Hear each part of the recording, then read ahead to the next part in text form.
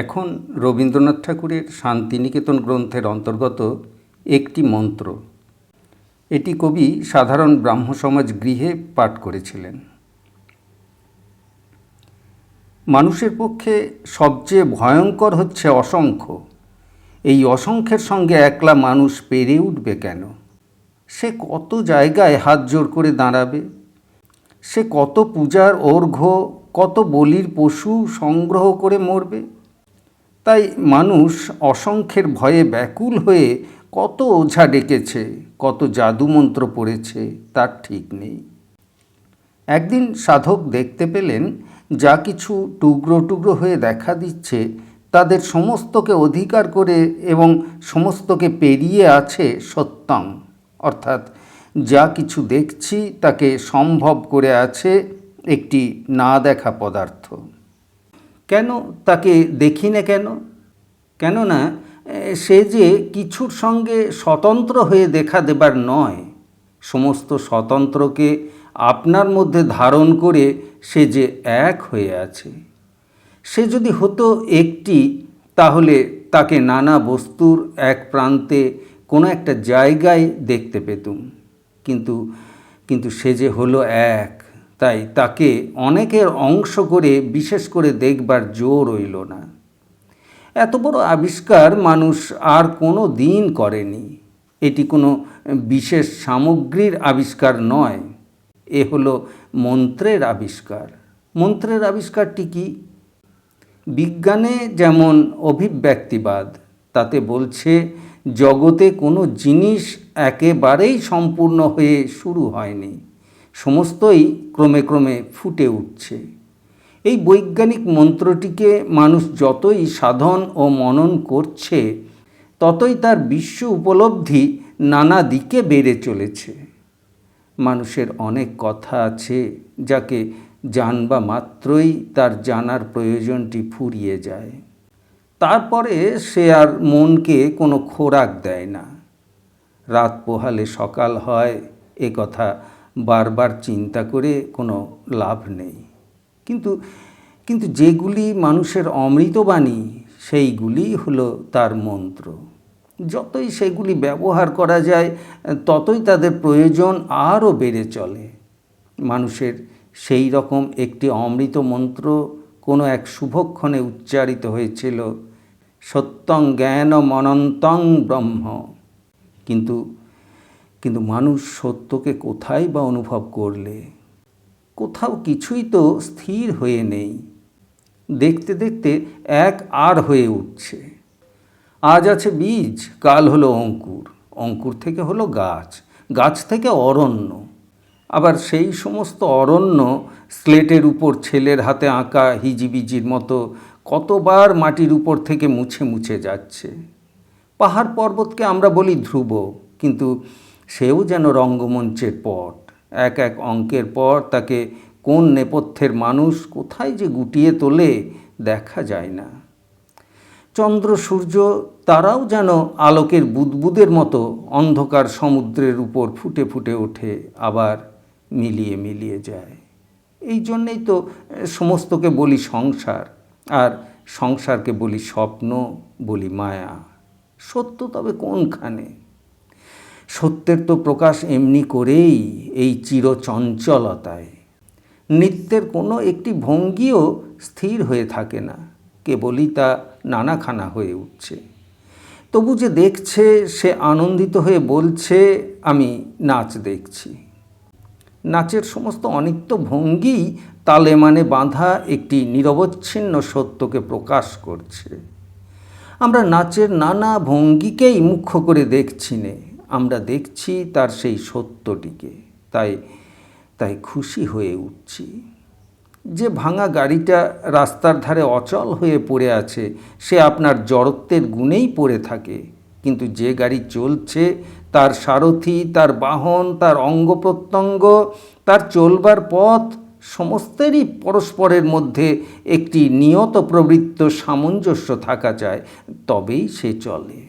অর্থাৎ তার দেশকালগত সমস্ত অংশ প্রত্যংশকে অধিকার করে, তাদের যুক্ত করে, তাদের অতিক্রম করে যদি সত্য না থাকে, তবে সে গাড়ি চলে না।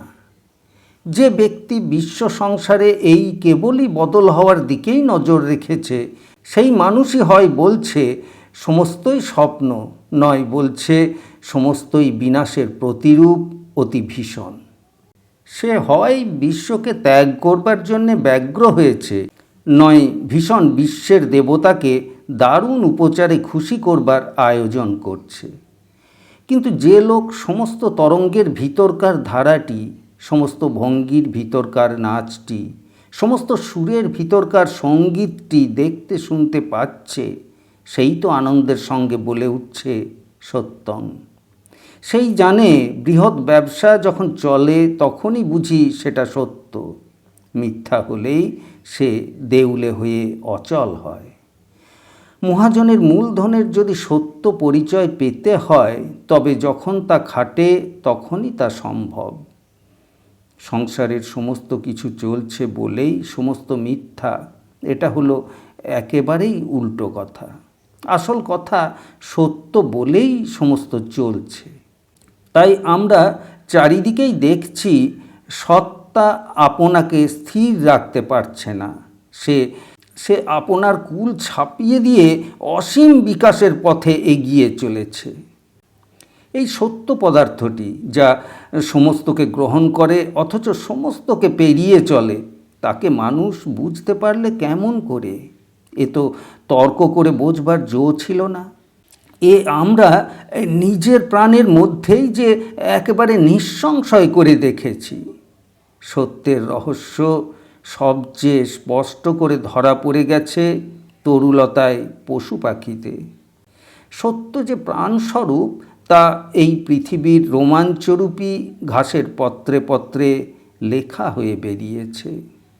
নিখিলের মধ্যে যদি একটি বিরাট প্রাণ না থাকতো, তবে এই জগৎজোড়া লুকোচুরি খেলায় সে তো একটি ঘাসের মধ্যেও ধরা পড়তো না। এই ঘাসটুকুর মধ্যে আমরা কি দেখছি? যেমন গানের মধ্যে আমরা তান দেখে থাকি। বৃহৎ অঙ্গের ধ্রুপদ গান চলছে, চৌতালের বিলম্বিত লয়ে তার ধীর মন্দগতি। যে ওস্তাদের মনে সমগ্র গানের রূপটি বিরাজ করছে, মাঝে মাঝে সে লীলাচ্ছলে একটি ছোট ছোট তানে সেই সমগ্রের রূপটিকে ক্ষণেকের মধ্যে দেখিয়ে দেয়। মাটির তলে জলের ধারা রহস্যে ঢাকা আছে, ছিদ্রটি পেলে সে উৎস হয়ে ছুটে বেরিয়ে আপনাকে অল্পের মধ্যে দেখিয়ে দেয়। তেমনি উদ্ভিদে, পশু পাখিতে প্রাণের যে চঞ্চল লীলা ফোয়ারার মতো ছুটে ছুটে বেরোয়, সে হচ্ছে অল্প পরিসরে নিখিল সত্যে প্রাণময় রূপের পরিচয়। এই প্রাণের তত্ত্বটি কী তা যদি কেউ আমাদের জিজ্ঞাসা করে, তবে কোনো সংজ্ঞার দ্বারা তাকে আটে ঘাটে বেঁধে স্পষ্ট বুঝিয়ে দিতে পারি এমন সাধ্য আমাদের নেই। পৃথিবীতে তাকেই বোঝানো সবচেয়ে শক্ত যাকে আমরা সবচেয়ে সহজে বুঝেছি। প্রাণকে বুঝতে আমাদের বুদ্ধির দরকার হয়নি, সেই জন্যে তাকে বোঝাতে গেলে বিপদে পড়তে হয়। আমাদের প্রাণের মধ্যে আমরা দুটি বিরোধকে অনায়াসে মিলিয়ে দেখতে পাই। একদিকে দেখি আমাদের প্রাণ নিয়ত চঞ্চল, আর একদিকে দেখি সমস্ত চাঞ্চল্যকে ছাপিয়ে, অতীতকে পেরিয়ে, বর্তমানকে অতিক্রম করে প্রাণ বিস্তীর্ণ হয়ে বর্তে আছে। বস্তুত সেই বর্তে থাকার দিকেই দৃষ্টি রেখে আমরা বলি আমরা বেঁচে আছি। এই একই কালে বর্তে না থাকা এবং বর্তে থাকা, এই নিত্য চাঞ্চল্য এবং নিত্য স্থিতির মধ্যে ন্যায়শাস্ত্রের যদি কোনো বিরোধ থাকে, তবে তা ন্যায়শাস্ত্রেই আছে, আমাদের প্রাণের মধ্যে নেই। যখন আমরা বেঁচে থাকতে চাই, তখন আমরা এইটাই তো চাই। আমরা আমাদের স্থিতিকে চাঞ্চল্যের মধ্যে মুক্তি দান করে এগিয়ে চলতে চাই। যদি আমাদের কেউ অহল্যার মতো পাথর করে স্থির করে রাখে, তবে বুঝি যে সেটা আমাদের অভিশাপ। আবার যদি আমাদের প্রাণের মুহূর্তগুলিকে কেউ চকমকি ঠোকা স্ফুলিঙ্গের মতো বর্ষণ করতে থাকে, তাহলে সে প্রাণকে আমরা একখানা করে পাইনে বলে তাকে পাওয়াই হয় না। এমনি করে প্রাণময় সত্যের এমন একটি পরিচয় নিজের মধ্যে অনায়াসে পেয়েছি, যা অনির্বচনীয় অথচ সুনিশ্চিত, যা আপনাকে আপনি কেবল ডিঙিয়ে ডিঙিয়ে চলেছে, যা অসীমকে সীমায় আকারবদ্ধ করতে করতে এবং সীমাকে অসীমের মধ্যে মুক্তি দিতে দিতে প্রবাহিত হচ্ছে। এর থেকেই নিখিল সত্যকে আমরা নিখিলের প্রাণরূপে জানতে পারছি, বুঝতে পারছি। এই সত্য সকলের মধ্যে থেকেই সকলকে অতিক্রম করে আছে বলেই বিশ্ব সংসার কেবলই চলার দ্বারাই সত্য হয়ে উঠছে। এই জন্য জগতে স্থিরত্বই হচ্ছে বিনাশ, কেননা স্থিরত্বই হচ্ছে সীমায় ঠেকে যাওয়া। এই জন্যেই বলা হয়েছে, যদিদং কিঞ্চ জগৎ সর্বং প্রাণ এজতি নিঃসৃতং। এই যা কিছু সমস্তই প্রাণ হতে নিঃসৃত হয়ে প্রাণেই কম্পিত হচ্ছে। তবে কি সমস্তই প্রাণ, আর অপ্রাণ কোথাও নেই? অপ্রাণ আছে, কেননা দ্বন্দ্ব ছাড়া সৃষ্টি হয় না। কিন্তু সেই অপ্রাণের দ্বারা সৃষ্টির পরিচয় নয়। প্রাণটাই হলো মুখ্য, অপ্রাণটা গৌণ। আমরা চলবার সময় যখন পা ফেলি, তখন প্রত্যেক পা ফেলা একটা বাধায় ঠেকে, কিন্তু চলার পরিচয় সেই বাধায় ঠেকে যাওয়ার দ্বারা নয়, বাধা পেরিয়ে যাওয়ার দ্বারা। নিখিল সত্যেরও একদিকে বাধা, আর একদিকে বাধা মোচন। সেই বাধা মোচনের দিকেই তার পরিচয়, সেই দিকেই সে প্রাণস্বরূপ, সেই দিকেই সে সমস্তকে মেলাচ্ছে এবং চালাচ্ছে। যেদিন এই কথাটি আমরা ঠিকমতো উপলব্ধি করতে পেরেছি, সেদিন আমাদের ভয়ের দিন নয়, ভিক্ষার দিন নয়। সেদিন কোনো উচ্ছৃঙ্খল দেবতাকে অদ্ভুত উপায়ে বশ করবার দিন নয়। সেদিন বিশ্বের সত্যকে আমারও সত্য বলে আনন্দিত হবার দিন। সেদিন পূজারও দিন বটে, কিন্তু সত্যের পূজা তো কথার পূজা নয়। কথাই ভুলিয়ে সত্যের কাছে তো বর পাবার জো নেই। সত্য প্রাণময়, তাই প্রাণের মধ্যেই সত্যের পূজা। আমরা প্রত্যক্ষ দেখেছি, মানুষ সত্যের বর পাচ্ছে, তার দৈন্য দূর হচ্ছে, তার তেজ বেড়ে উঠছে। কোথায় দেখেছি? যেখানে মানুষের চিত্ত অচল নয়, যেখানে তার নব নব উদ্যোগ, যেখানে সামনের দিকে মানুষের গতি, যেখানে অতীতের খোঁটায় সে আপনাকে আপাদমস্তক বেঁধে ছেঁধে স্থির হয়ে বসে নেই, যেখানে আপনার এগোবার পথকে সকল দিকে মুক্ত রাখবার জন্যে মানুষ সর্বদাই সচেতন।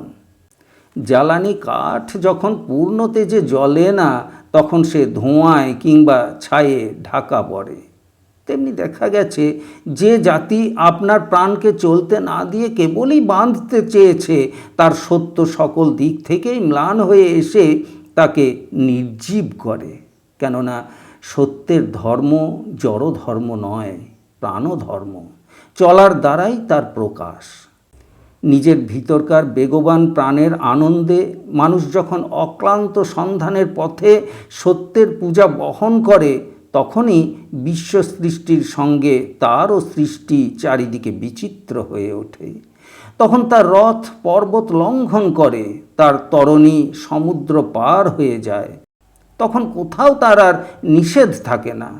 তখন সে নূতন নূতন সংকটের মধ্যে ঘা পেতে থাকে বটে, কিন্তু নুড়ির ঘা খেয়ে ঝর্ণার কলতান যেমন আরও জেগে ওঠে, তেমনি ব্যাঘাতের দ্বারাই বেগবান প্রাণের মুখে নূতন নূতন ভাষার সৃষ্টি হয়। আর যারা মনে করে স্থির হয়ে থাকাই সত্যের সেবা, চলাই সনাতন সত্যের বিরুদ্ধে অপরাধ, তাদের অচলতার তলায় ব্যাধি, দারিদ্র্য, অপমান, অব্যবস্থা কেবলই জমে ওঠে। নিজের সমাজ তাদের কাছে নিষেধের কাঁটা ক্ষেত, দূরের লোকালয় তাদের কাছে দুর্গম। নিজের দুর্গতির জন্যে তারা পরকে অপরাধী করতে চায়। এ কথা ভুলে যায় যে যেসব দড়িদড়া দিয়ে তারা সত্যকে বন্দি করতে চেয়েছিল, সেইগুলো দিয়ে তারা আপনাকে বেঁধে আড়ষ্ট হয়ে পড়ে আছে। যদি জানতে চায় মানুষের বুদ্ধি শক্তিটা কী, তবে কোনখানে তার সন্ধান করব? যেখানে যেখানে মানুষের গণনা শক্তি চিরদিন ধরে 5-এর বেশি আর এগোতে পারলে না, সেইখানে।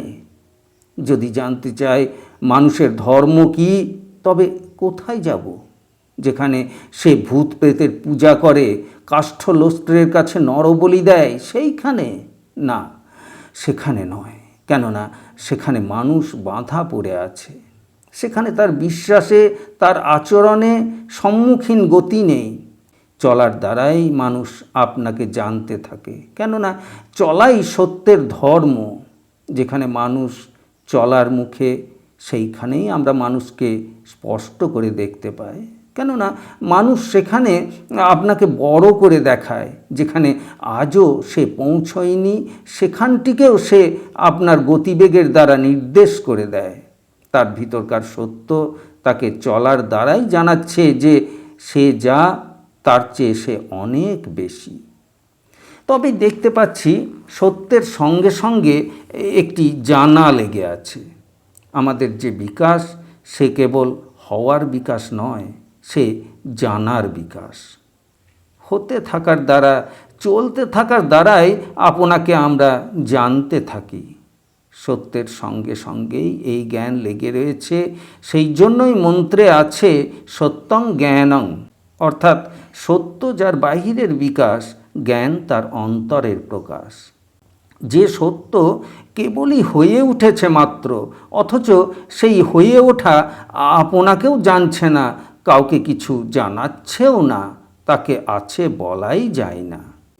আমার মধ্যে জ্ঞানের আলোটি যেমনি জ্বলে, অমনি যা কিছু আছে সমস্ত আমার মধ্যে সার্থক হয়।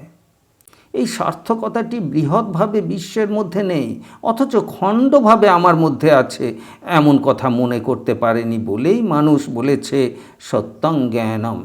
সত্য সর্বত্র, জ্ঞানও সর্বত্র। সত্য কেবলই জ্ঞানকে ফল দান করছে, জ্ঞান কেবলই সত্যকে সার্থক করছে। এর আর অবধি নেই। এ যদি না হয় তবে অন্ধ সৃষ্টির কোনো অর্থই নেই। উপনিষদে ব্রহ্ম সম্বন্ধে বলেছে তাঁর স্বাভাবিকই জ্ঞান ও বলক্রিয়া চ, অর্থাৎ তাঁর জ্ঞান, বল ও ক্রিয়া স্বাভাবিক। তার বল আর ক্রিয়া এই তো হলো যা কিছু, এই তো হলো জগৎ। চারদিকে আমরা দেখতে পাচ্ছি বল কাজ করছে, স্বাভাবিক এই কাজ, অর্থাৎ আপনার জোরেই আপনার এই কাজ চলছে। এই স্বাভাবিক বল ও ক্রিয়া যে কি জিনিস, তা আমরা আমাদের প্রাণের মধ্যে স্পষ্ট করে বুঝতে পারি। এই বল ও ক্রিয়া হলো বাহিরের সত্য, তারই সঙ্গে সঙ্গে একটি অন্তরের প্রকাশ আছে, সেইটি হলো জ্ঞান। আমরা বুদ্ধিতে বোঝবার চেষ্টায় দুটিকে স্বতন্ত্র করে দেখছি, কিন্তু বিরাটের মধ্যে এ একেবারে এক হয়ে আছে। সর্বত্র জ্ঞানের চালনাতেই বল ও ক্রিয়া চলছে, এবং বল ও ক্রিয়ার প্রকাশেই জ্ঞান আপনাকে উপলব্ধি করছে। স্বাভাবিকই জ্ঞান বল ক্রিয়া চ, মানুষ এমন কথা বলতেই পারত না যদি সে নিজের মধ্যে স্বাভাবিক জ্ঞান ও প্রাণ এবং উভয়ের যোগ একান্ত অনুভব না করত। এই জন্যই গায়ত্রী মন্ত্রে একদিকে বাহিরের ভূর্ভুবঃ স্বঃ এবং অন্যদিকে অন্তরের ধী, উভয়কেই একই পরম শক্তির প্রকাশ রূপে ধ্যান করবার উপদেশ আছে। যেমন প্রদীপের মুখের ছোট শিখাটি বিশ্বব্যাপী উত্তাপেরই অঙ্গ, তেমনি আমার প্রাণ বিশ্বের প্রাণের অঙ্গ, তেমনি আমার জানাও বিচ্ছিন্ন ব্যাপার নয়। মানুষ পৃথিবীর এক কোণে বসে যুক্তির দাঁড়িপাল্লায় সূর্যকে ওজন করছে এবং বলছে আমার জ্ঞানের জোরেই বিশ্বের রহস্য প্রকাশ হচ্ছে। কিন্তু এ জ্ঞান যদি তারই জ্ঞান হতো, তবে এটা জ্ঞানই হতো না। বিরাট জ্ঞানের যোগেই সে যা কিছু জানতে পারছে। মানুষ অহংকার করে বলে আমার শক্তিতেই আমি কলের গাড়ি চালিয়ে দূরত্বের বাধা কাটাচ্ছি, কিন্তু তার এই শক্তি যদি বিশ্ব শক্তির সঙ্গে না মিলত, তাহলে সে এক পাও চলতে পারত না। সেই জন্যে যেদিন মানুষ বললে সত্যং, সেই দিনই একই প্রাণময় শক্তিকে আপনার মধ্যে এবং আপনার বাহিরে সর্বত্র দেখতে পেলে। যেদিন বললে জ্ঞানম, সেই দিন সে বুঝলে যে সে যা কিছু জানছে এবং যা কিছু ক্রমে জানবে, সমস্তই একটি বৃহৎ জানার মধ্যে জাগ্রত রয়েছে। সেই জন্যই আজ তার এই বিপুল ভরসা জন্মেছে যে তার শক্তির এবং জ্ঞানের ক্ষেত্র কেবলই বেড়ে চলবে, কোথাও সে থেমে যাবে না। এখন সে আপনারই মধ্যে অসীমের পথ পেয়েছে। এখন তাকে আর যাগযজ্ঞ, জাদুমন্ত্র, পৌরোহিত্যের শরণ নিতে হবে না। এখন তার প্রার্থনা এই, অসতো মা সদ্গময়, তমসো মা জ্যোতির্গময়। অসত্যের জড়তা থেকে চির বিকাশমান সত্যের মধ্যে আমাকে নিয়ত চালনা করো। অন্ধকার হতে আমার জ্ঞানের আলোক উন্মীলিত হতে থাক। আমাদের মন্ত্রের শেষ বাক্যটি হচ্ছে অনন্তং ব্রহ্ম। মানুষ আপনার সত্যের অনুভবে সত্যকে সর্বত্র দেখছে, আপনার জ্ঞানের আলোকে জ্ঞানকে সর্বত্র জানছে। তেমনি আপনার আনন্দের মধ্যে মানুষ অনন্তের যে পরিচয় পেয়েছে তারই থেকে বলছে অনন্তং ব্রহ্ম। কোথায় সেই পরিচয়? আমাদের মধ্যে অনন্ত সেখানেই যেখানে আমরা আপনাকে দান করে আনন্দ পাই। দানের দ্বারা যেখানে আমাদের কেবলমাত্র ক্ষতি, সেইখানেই আমাদের দারিদ্র্য, আমাদের সীমা, সেখানে আমরা কৃপণ। কিন্তু দানই যেখানে আমাদের লাভ, ত্যাগই যেখানে আমাদের পুরস্কার, সেখানেই আমরা আমাদের ঐশ্বর্যকে জানি, আমাদের অনন্তকে পাই। যখন আমাদের সীমারূপী অহংকেই আমরা চরম বলে জানি, তখন কিছুই আমরা ছাড়তে চাই না। সমস্ত উপকরণকে তখন দু হাতে আঁকড়ে ধরি, মনে করি বস্তুপুঞ্জের যোগেই আমরা সত্য হব, বড় হব। আর যখনই কোনো বৃহৎ প্রেম, বৃহৎ ভাবের আনন্দ আমাদের মধ্যে জেগে ওঠে, তখনই আমাদের কৃপণতা কোথায় চলে যায়। তখন আমরা রিক্ত হয়ে পূর্ণ হয়ে উঠি, মৃত্যুর দ্বারা অমৃতের আস্বাদ পায়। এই জন্য মানুষের প্রধান ঐশ্বর্যের পরিচয় বৈরাগ্যে, আসক্তিতে নয়। আমাদের সমস্ত নিত্যকীর্তি বৈরাগ্যের ভিত্তিতে স্থাপিত। তাই মানুষ বলেছে ভূমৈব সুখং, ভূমাই আমার সুখ, ভূমাত্মেও বিজিজ্ঞাসিতব্য, ভূমাকেই আমার জানতে হবে। নাল্পে সুখমস্তি, অল্পে আমার সুখ নেই। এই ভূমাকে মা যখন সন্তানের মধ্যে দেখে, তখন তার আর আত্মসুখের লালসা থাকে না। এই ভূমাকে মানুষ যখন স্বদেশের মধ্যে দেখে, তখন তার আর আত্মপ্রাণের মমতা থাকে না। যে সমাজনীতিতে মানুষকে অবজ্ঞা করা ধর্ম বলে শেখায়, সে সমাজের ভিতর থেকে মানুষ আপনার অনন্তকে পায় না। এই জন্যই সে সমাজে কেবল শাসনের পীড়া আছে, কিন্তু ত্যাগের আনন্দ নেই। মানুষকে আমরা মানুষ বলেই জানি নে যখন তাকে আমরা ছোট করে জানি। মানুষ সম্বন্ধে যেখানে আমাদের জ্ঞান কৃত্রিম সংস্কারের ধূলিজালে আবৃত, সেইখানেই মানুষের মধ্যে ভূমা আমাদের কাছে আচ্ছন্ন। সেখানে কৃপণ মানুষ আপনাকে ক্ষুদ্র বলতে, অক্ষম বলতে লজ্জা বোধ করে না। সত্যকে মতে মানি, কাজে করতে পারি নে, এ কথা স্বীকার করতে সেখানে সংকোচ ঘটে না। সেখানে মঙ্গল অনুষ্ঠানও বাহ্য আচারগত হয়ে ওঠে। কিন্তু মানুষের মধ্যে ভূমা যে আছে, এই জন্যই ভূমাত্মেও বিজিজ্ঞাসিতব্য, ভূমাকে না জানলে সত্য জানা হয় না। সমাজের মধ্যে যখন সেই জানা সকল দিকে জেগে উঠবে, তখন মানুষ আনন্দরূপমৃতং, আপনার আনন্দরূপকে, অমৃতরূপকে সর্বত্র সৃষ্টি করতে থাকবে। প্রদীপের শিখার মতো আত্মদানেই মানুষের আত্ম উপলব্ধি। এই কথাটি আপনার মধ্যে নানা আকারে প্রত্যক্ষ করে মানুষ অনন্ত স্বরূপকে বলেছে আত্মদা। তিনি আপনাকে দান করছেন, সেই দানেই তাঁর পরিচয়। এইবার আমাদের সমস্ত মন্ত্রটি একবার দেখে নিই। সত্যং জ্ঞানমনন্তং ব্রহ্ম, অনন্ত ব্রহ্মের সীমারূপটি হচ্ছে সত্য। বিশ্ব ব্রহ্মাণ্ডে সত্য নিয়মের সীমার মধ্য দিয়েই অনন্ত আপনাকে উৎসর্গ করছেন। প্রশ্ন এই যে সত্য যখন সীমায় বদ্ধ, তখন অসীমকে প্রকাশ করে কেমন করে? তার উত্তর এই যে সত্যের সীমা আছে, কিন্তু সত্য সীমার দ্বারা বদ্ধ নয়। এই জন্যই সত্য গতিমান। সত্য আপনার গতির দ্বারা কেবলই আপনার সীমাকে পেরিয়ে পেরিয়ে চলতে থাকে, কোনো সীমায় এসে একেবারে ঠেকে যায় না। সত্যের এই নিরন্তর প্রকাশের মধ্যে আত্মদান করে অনন্ত আপনাকেই জানছেন। এই জন্যই মন্ত্রের এক প্রান্তে সত্যং আর এক প্রান্তে অনন্তং ব্রহ্ম, তারই মাঝখানে জ্ঞানম। এই কথাটিকে বাক্যে বলতে গেলেই শতবিরোধ এসে পড়ে, কিন্তু সে বিরোধ কেবল বাক্যেরই। আমরা যাকে ভাষায় বলি সীমা, সেই সীমা ঐকান্তিক রূপে কোথাও নেই, তাই সীমা কেবলই অসীমে মিলিয়ে মিলিয়ে যাচ্ছে। আমরা যাকে ভাষায় বলি অসীম, সেই অসীমও ঐকান্তিকভাবে কোথাও নেই, তাই অসীম কেবলই সীমায় রূপগ্রহণ করে প্রকাশিত হচ্ছেন। সত্যও অসীমকে বর্জন করে সীমায় নিশ্চল হয়ে নেই, অসীমও সত্যকে বর্জন করে শূন্য হয়ে বিরাজ করছেন না। এই জন্য ব্রহ্ম সীমা এবং সীমাহীনতা দুয়েরই অতীত, তার মধ্যে রূপ এবং অপরূপ দুইই সঙ্গত হয়েছে। তাকে বলা হয়েছে বলদা, তার বল তার শক্তি বিশ্ব সত্যরূপে প্রকাশিত হচ্ছে। আবার আত্মদা, সেই সত্যের সঙ্গে সেই শক্তির সঙ্গে তার আপনার বিচ্ছেদ ঘটেনি, সেই শক্তির যোগেই তিনি আপনাকে দিচ্ছেন। এমনি করেই সসীম অসীমের অরূপ স্বরূপের অপরূপ মিলন ঘটে গেছে। সত্যং এবং অনন্তং অনির্বচনীয় রূপে পরস্পরের যোগে একই কালে প্রকাশমান হচ্ছে।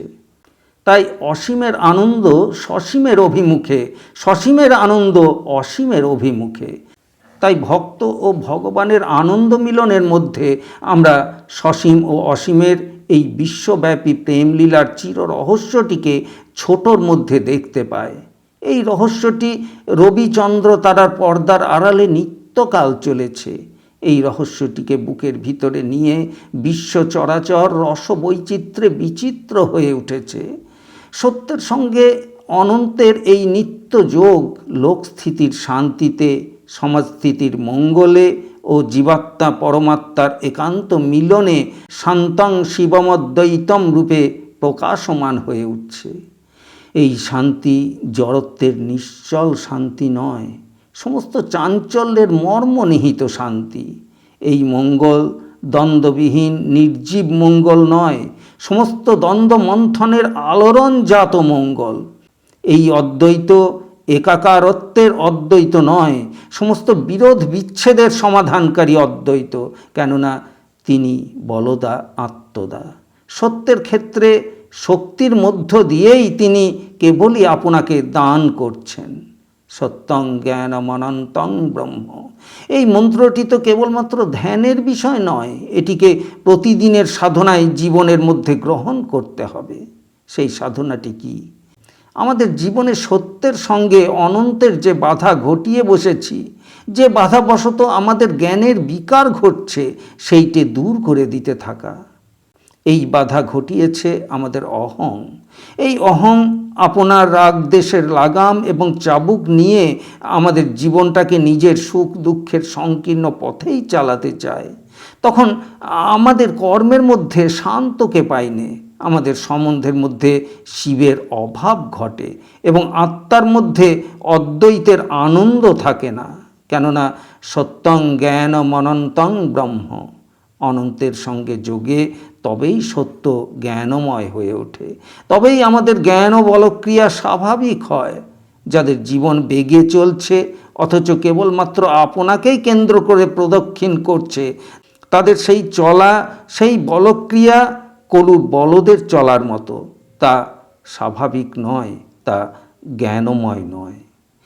আবার যারা জীবনের সত্যের সঙ্গে বিচ্ছিন্ন করে অনন্তকে কর্মহীন সন্ন্যাসের মধ্যে উপলব্ধি করতে কিংবা ভাবরসের মাদকতাই উপভোগ করতে চায়, তাদেরও এই ধ্যানের কিংবা রসের সাধনা বন্ধা। তাদের চেষ্টা হয় শূন্যকেই দহন করতে থাকে, নয় নিজের কল্পনাকেই সফলতা বলে মনে করে। যাদের জীবন সত্যের চিরবিকাশ পথে চলছে না, কেবল শূন্যতাকে বা রসভোগ বিহ্বল নিজের মনটাকেই বারে বারে প্রদক্ষিণ করছে, তাদের সেই অন্ধ সাধনা হয় জড়ত্ব নয় প্রমত্ততা। সত্যং জ্ঞানম অনন্তং ব্রহ্ম। এই মন্ত্রটিকে যদি গ্রহণ করি তবে আমাদের মনকে প্রবৃত্তির চাঞ্চল্য ও অহংকারের ঔদ্ধত্য থেকে নির্মুক্ত করবার জন্যে একান্ত চেষ্টা করতে হবে। তা না হলে আমাদের কর্মের কলুষ এবং জ্ঞানের বিকার কিছুতেই ঘুচবে না। আমাদের যে অহং আজ মাথা উঁচু করে আমাদের সত্য এবং অনন্তের মধ্যে ব্যবধান জাগিয়ে অজ্ঞানের ছায়া ফেলে দাঁড়িয়ে আছে, সে যখন প্রেমে বিনম্র হয়ে তার মাথা নত করতে পারবে, তখন আমাদের জীবনে সেই অহংই হবে সসীম ও অসীমের মিলনের সেতু। তখন আমাদের জীবনে তারই সেই নম্রতার উপরে প্রতিষ্ঠিত হবে সত্যং জ্ঞানম অনন্তং ব্রহ্ম। যখন সুখ দুঃখের চাঞ্চল্য আমাদের অভিভূত করবে, তখন এই শান্তিমন্ত্র স্মরণ করতে হবে সত্যং জ্ঞানম অনন্তং ব্রহ্ম। যখন মান অপমান তরঙ্গ দোলায় আমাদের ক্ষুব্ধ করতে থাকে, তখন এই মঙ্গল মন্ত্র স্মরণ করতে হবে সত্যং জ্ঞানম অনন্তং ব্রহ্ম। যখন কল্যাণের আহ্বানে দুর্গম পথে প্রবৃত্ত হবার সময় আসবে, তখন এই অভয় মন্ত্র স্মরণ করতে হবে সত্যং জ্ঞানম অনন্তং ব্রহ্ম।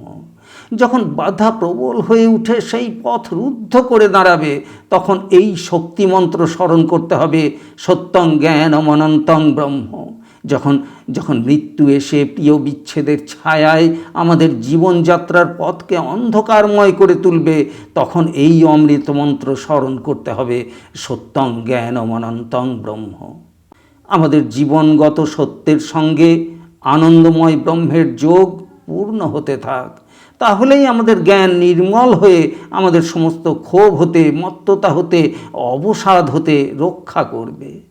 নদী যখন চলতে থাকে, তখন তার চলার সঙ্গে সঙ্গেই যেমন একটি কলসঙ্গীত বাজে, আমাদের জীবন তেমনি প্রতিক্ষণেই মুক্তির পথে সত্য হয়ে চলুক, যাতে তার চলার সঙ্গে সঙ্গেই এই অমৃতবাণীটি সঙ্গীতের মতো বাজতে থাকে সত্যং জ্ঞানম অনন্তং ব্রহ্ম। যিনি বিশ্বরূপে আপনাকে দান করছেন, তাকে প্রতিদান রূপে আত্মনিবেদন করব। সেই নিত্য মালা বদলের আনন্দ মন্ত্রটি হোক সত্যং জ্ঞানম অনন্তং ব্রহ্ম। আর আমাদের জীবনের প্রার্থনা হোক অসতো মা সদ্গময়, তমসো মা জ্যোতির্গময়, মৃত্যুর মা মৃতঙ্গময়।